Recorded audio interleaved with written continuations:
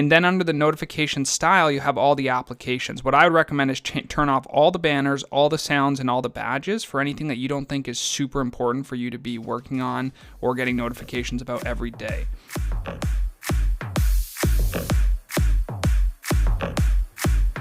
Welcome back to the Prospecting Show, where each week we talk about tips, tricks, and methods for growing an amazing small business pipeline. I'm your host, Dr. Connor Robertson, and on this podcast, you can expect segments on communication, sales, prospecting, and closing. Thank you to everyone who has supported my 100 episodes and the 100 days goal going into 2020. Enjoy the show.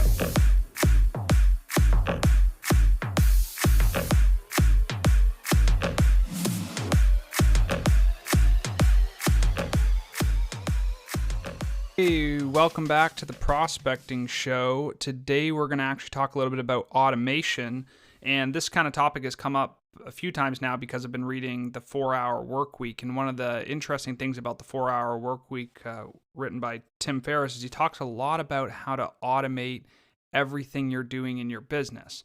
Now, the reason that I say that that's probably worthwhile investigating or kind of talking about is a lot of people are doing things that are not super productive every day, and one of the easiest ways to fix that is through automation.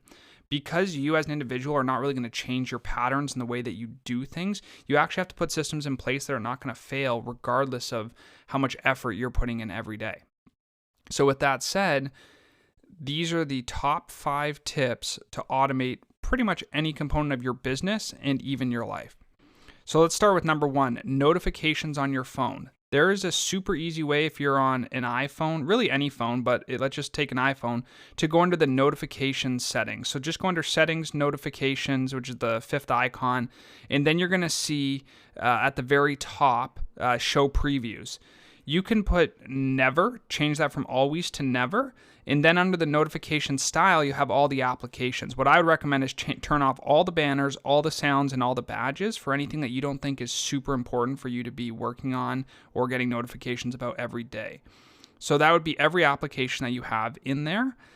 And the next step of doing that is making sure that you still have emergency alerts on, maybe public safety alerts, which are at the very bottom. You can leave those on. In order to make this more effective, the next thing you should do is go into your contacts, and under each contact, I'll actually do this while I'm talking here. You go in, you click on a specific contact, you scroll to the very bottom, and it's going to say add to favorites. It'll say send message, share contacts, add to favorites, and then add to emergency contacts. If you click add to favorites, it's going to pop up. Do you want the messenger? Do you want to have the calls or their emails to be added to favorites? Add all 3 of those to your favorites so that when you put your phone later in do not disturb mode, what's going to end up happening is you can filter out specific people that you want to actually have communication with still, even though your phone's on do not disturb mode. So what you're going to do, add those people to your favorites. If you want to know who your favorites are once you've done this step, you're going to click on the actual phone icon. And then in the bottom left-hand corner, there's a little star. You hit favorites. And then in that favorite section, you're going to see a bunch of different people's names. I would limit this to under 10 people. There's no way that you have 10 people in your life that you absolutely need to get a hold of you during your productivity time. So you could actually set that up. Now, the next thing you do is you decide whether or not you want to have do not disturb in the evenings because you're going to filter out all of your work contacts, or if you want to have do not disturb during the work day so that you can focus on your work. I personally make the do not disturb in the evenings and on weekends so that when a customer wants to reach me at 9 o'clock at night, I don't take their call, it just goes right to voicemail, or I don't get their text, it just goes right to voicemail. And the reason I set that up is because I want to be having boundaries with the clients and understand that, yes, I can get to them and work weird hours, but at the same time, there's a certain amount of time that I need to focus on either production or I need to focus on something that's family related. So I would set that up right away. Then the last step is to set up the actual do not disturb. So the way you do that is you actually go again to the settings section, and then the 7th icon is do not disturb. What I would do is turn it on scheduled as opposed to just like on and off with a toggle. I schedule mine from 7 p.m. to 9 a.m. Yes, that's beyond the workday, meaning that I start work before 9 o'clock every day. But what that allows me to do is not have the baggage of everybody else in the morning with all of their problems. So I silence all of the notifications there from 7 p.m. to 8 a.m. And again, that's in your local time zone. So if you have customers in different time zones, just be aware that that is the case. And you should be able to really focus around making sure that those contacts are taken care of. Now, There's another section if you scroll down a little bit further called repeated calls. And it says a second call from the same person within 3 minutes will not be silenced. That's a good feature to turn on because if someone really needs to get a hold of you and they double call you, then that might mean there's an emergency. So that's kind of a cool feature to have on. And then I also turn off the do not disturb while driving. I set that to manual because sometimes people say, it detects that I'm in the car, but I'm a passenger and I need to get back to people. So don't turn that setting on unless you absolutely feel like there's no instance where you'd be moving in a car and need to turn that off. So those are all the things that you could do in your phone to kind of make it more efficient for you. I guess this transitions us right into email. And I'll talk about a little bit of email on the phone, but this would apply to your computer as well.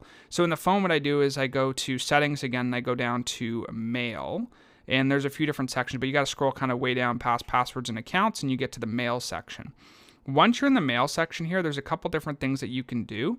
First of all, I'd set your signature with the number that you want people to actually call. And then that way, when somebody tries to send you an email and they can't reach you, they have a specific number to call as opposed to just any number that they have. Maybe it's a cell phone, maybe it's a landline. Put the number that you actually want people to call in that section right there. And then the other thing is that when you have the push settings, you can set that to be pushed at a specific period of time. And so what I do is I leave on my voicemail, I say I'm available to check email at 12 o'clock Eastern and 4 o'clock Eastern, which comes directly from Tim Ferriss's The 4-Hour Workweek. And the reason I do that is so you're not just constantly checking email all day. It's not meant to be a productivity kind of section for people to communicate with you. So in your voicemail, you tell people that you check email twice a day, and then you can leave them your email address so they can actually send you a proper email about what the call was about. That way, instead of leaving a voicemail that's going to waste your time checking it and not be productive, just say, hey, I check my email at 12 o'clock and 4 o'clock. Please leave me a voicemail if you absolutely need to. But instead of that, just send me an email at this email address, and I will get back to you as soon as possible. I check my email at 12 and 4. That way, you set some expectations with everybody that is in there. And that way, there's no real take an inch, give an inch, take a mile type situation. The next thing is you could set up Gmail filters.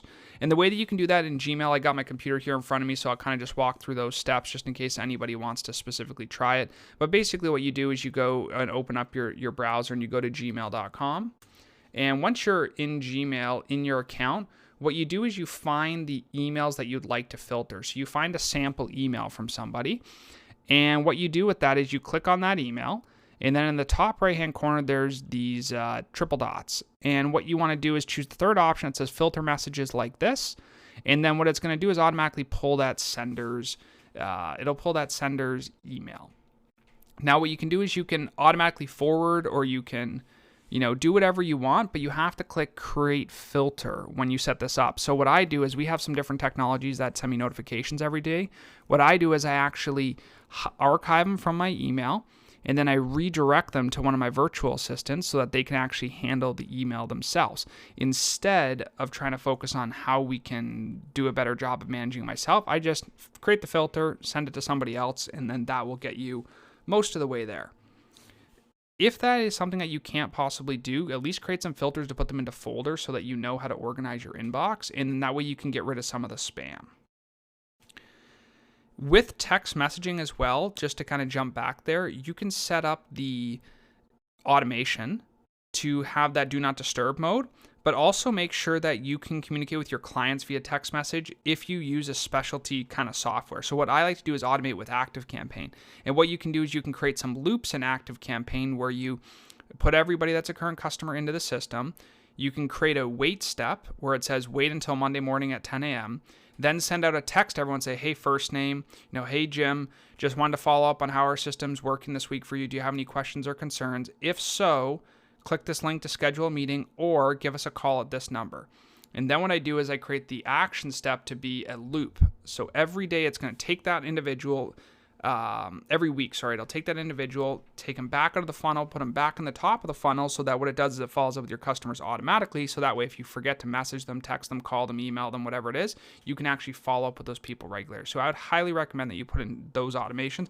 ActiveCampaign is really not that expensive. If you want the text functionality, you're going to start at $49 a month for 500 contacts. It's super affordable to make your life easier. So I would highly recommend that you spend the time to actually do that. And if that's not going to work, then you just need to find a way to make it more efficient for you so you don't have to manually follow up with every single person. The very last piece, and I spoke about this multiple times, is virtual assistants. Make sure you get them, make sure you train them, make sure you make videos, get a Vimeo account, use QuickTime to record videos yourself, and make sure that you can make it super easy so that they can understand exactly what it is that you need. Make a video and then hit play. Let them replicate it 100 times, 1,000 times, 10,000 times, whatever it is that's necessary. Get a virtual assistant. They're $4 or $5 online. They're going to save your business. They're going to make things super easy for you.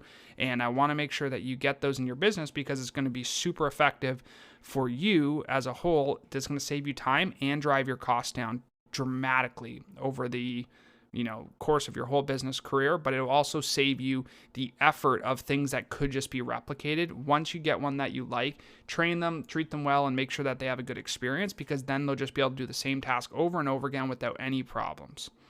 That kind of wraps up the top 5 tips. Thank you so much for listening to the Prospecting Show. Hope you guys have a great Sunday here. All right.